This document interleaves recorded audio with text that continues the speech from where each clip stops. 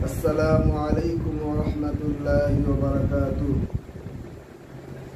الحمد لله كفى وسلام على عباده الذين اصطفى أما بعد. أعوذ بالله من الشيطان الرجيم. بسم الله الرحمن الرحيم. يا أيها الإنسان إنك كادح إلى ربك كدحا فملاقيه. সমস্ত প্রশংসা আল্লাহ তাআলারই জন্য, যিনি আমাদেরকে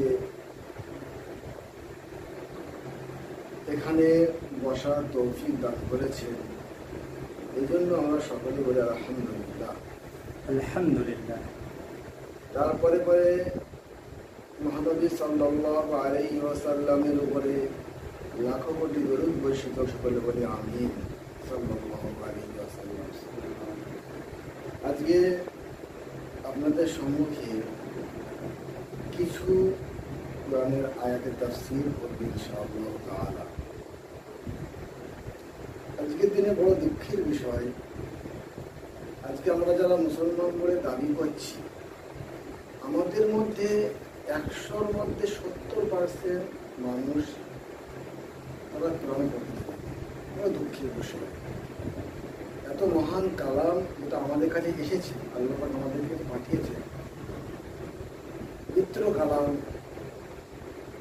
সেটা কিন্তু আমরা সেটাকে সেভাবে যেভাবে ধারণ করা দরকার সেভাবে কিন্তু আমরা ধারণ করিনি। আমরা এর থেকে অনেকটা দূরে আছি।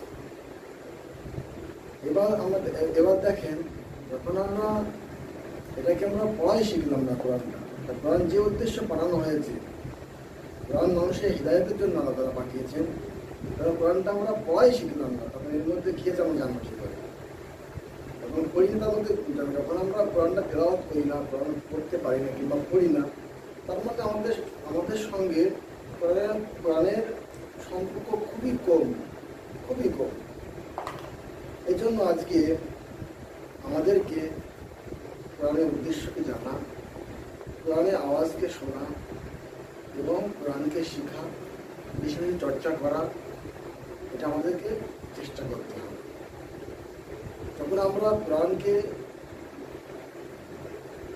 বেশি বেশি পড়ব এবং বুঝবো, তারপর আমল করব, তখন কিন্তু আমরা দুনিয়া এবং আখিরাতে দুই জায়গাতেই সফল হব।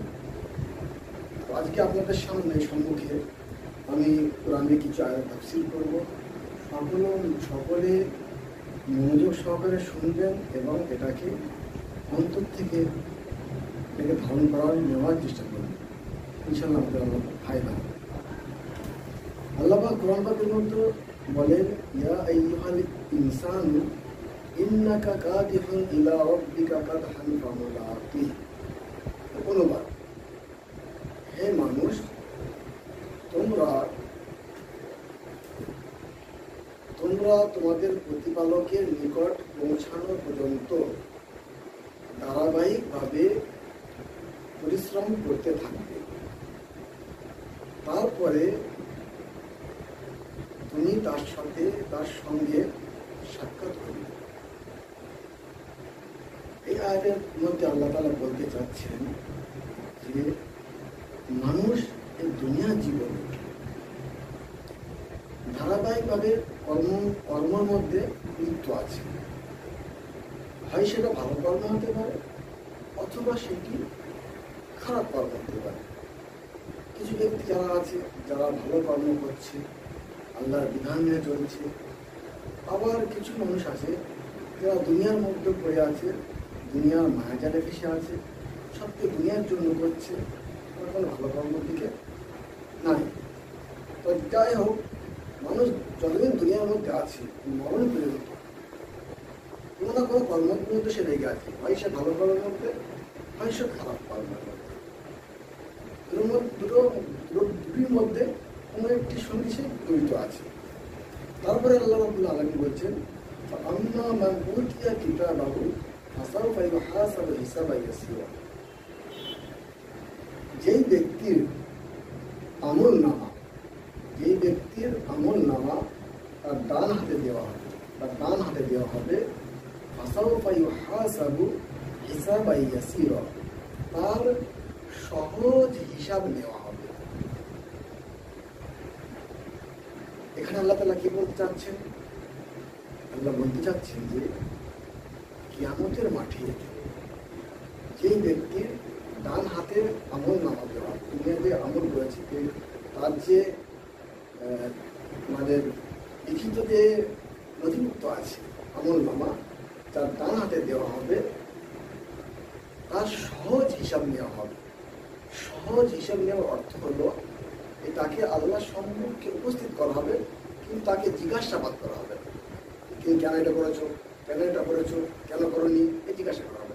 উপস্থিত হবে, তাই জানতে হবে সহজ হিসাব। বয়ান কলিবু, আল্লাহ তাআলা বলছেন বয়ান কলিবু ইলা আহলিহি মাসরুরা। তো যার সহজ হিসাব নেওয়া হবে সে কি করবে? তারপরে আল্লাহ বলছেন যে সে খুশি অবস্থায়, আনন্দিত অবস্থায় তার পরিবারের দিকে ফিরবে। যখন আমাদের দুনিয়ায় আমরা দেখি, যখন কোনো চাকরির কোনো লেটার পেয়ে গেলে অথবা পরীক্ষায় ফার্স্ট ডিভিশন পাস করলে সেই রেজাল্টটা নিয়ে এসে কী করে? আনন্দের সঙ্গে বন্ধু বান্ধবকে দেখায়, আত্মীয় স্বজনের দেখায়, বাড়ি পরিবারকে দেখায়। ঠিক কিয়ামতের দিন তার ডান হাতে আমলনামা দেওয়া হবে, সে সেই আমলনামাটি নিয়ে তার পরিবার দিকে ফিরবে আনন্দিত অবস্থায়, খুশি অবস্থায়। এখানে যে পরিবার দিকে ফিরবে, এই অর্থ কি? এর দুটি অর্থ আছে। একটি অর্থ যে তার নিজের যে দুনিয়ার যে পরিবার ছিল তাদের কাছে ফিরবে, আরেকটি অর্থ হলো যে জান্নাতের মধ্যে যে তার হুর হবে, যে পরিবার, তাদের কাছে ফিরবে। দুটো অর্থ হতে পারে। তারপর আল্লাহ তাআলা বলছেন আম্মা মান উতিয়া কিতাবাহু ওয়ারাআ যহরি। যেই ব্যক্তির আমল নামা পিছন থেকে দেওয়া হবে, পিছন দিক থেকে দেওয়া হবে, ফাসাউফা ইয়াদউ সুবুরা, সে মরণকে ডাকবে, সে মরণ করে চিল্লাবে, যে মৌত হোক মরণ হোক এইভাবে চিল্লাবে সে। ইয়াদউ সুবুরা ওয়ায়াসলা সাইরা, এবং সে জ্বলন্ত আগুনের মধ্যে প্রবেশ করবে। আমরা স্পষ্ট বুঝতে পারলাম। আগের আগে বুঝলাম যে যার আমলনামা ডান হাতে দেওয়া হবে, তার সহজ হিসাব নেওয়া হবে, সে আনন্দিত অবস্থায় তার পরিবারের কাছে পৌঁছাবে। এখানে দ্বিতীয় ব্যক্তির কথা বলতে পারছি, যার বাম হাতে আমল নেওয়া দেওয়া, পিছন থেকে আমল নেওয়া দেওয়া হবে, সে কিন্তু আমলনামা দেখার পরে সে কিন্তু কাঁদবে যে আমার মরণ হয়ে গেলে ভালো হয়, এমন ছিল আমার মরণ হয়, আমার যখন ফেসে যায়, খুব কষ্ট পড়ে যায়, আমার তখন কী বলি যে আমার মরণ হয়ে ভালো হয়, ঠিক ওই দিনে আমাদের হবে। পিছন দিক থেকে যারা আমল নেওয়া দেওয়া হবে, পিঠের পিছন দিক থেকে, সে তখন কিন্তু মরণ হলে ভালো হয় চিল্লাবে, আর তাকে জাহান্নামে প্রবেশ করা হয়, সে জাহান্নামে প্রবেশ করে। আল্লাহ আরো বলছেন এর যে এটা হচ্ছে যে বাম হাতে আমল নেওয়া, পিছন দিক থেকে আমল নামা দেওয়া হলো এবং জাহান্নামে প্রবেশ করবে, কারণ কি? ইন্নাহু কানা ফি আহলিহি মাসরুরা। এই ব্যক্তি যে জাহান্নামে গেল, এই ব্যক্তি জাহান্নাম হওয়ার কারণ কি? আল্লাহ বলছেন যে সে দুনিয়াতে তার পরিবারের মধ্যে খুব আনন্দই ছিল, আল্লাহকে ভুলেছিল, আল্লাহর বিধান আহকামকে ভুলেছিল। ইন্নাহু যান্না আল্লাহ ইয়াহুর।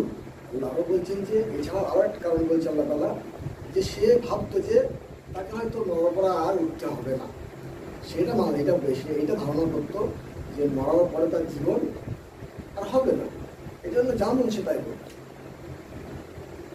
বালা আল্লাহ আগে বলছেন বালা ইন্না রাব্বাহু কানা বিহি বাসীরা, যে তার আল্লাহ তার প্রতিপালক তাকে দেখছিল, তার প্রতিপালক যে তার পরিবারের মধ্যে আনন্দই ছিল এবং সে ভাবতো যে আর ফিরতে হবে না, মরণের পর জীবন হবে না, কিন্তু তার আল্লাহ তাকে দেখছিল, তার অন্যায়গুলোকে সব কিছু বন্ধ করে দিয়েছে।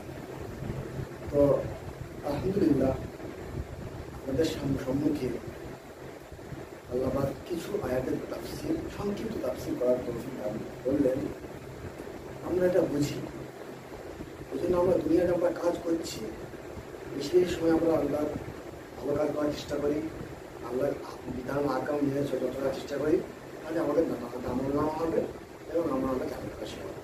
যদি আমরা দুনিয়াতে আল্লাহকে ভুলে থাকি, তাহলে কিন্তু আমরা খারাপ কাজ করতে থাকি, অন্যায় কাজ করতে থাকি, তাহলে কিন্তু আমাদের আমল নামা বাম হাতে দেওয়া হবে, পিছন দিকে দেওয়া হবে, আমাদের জাহান্নামে আদালত গ্রেপ্তার হয়ে যাবে, বন্দী হয়ে যাবে।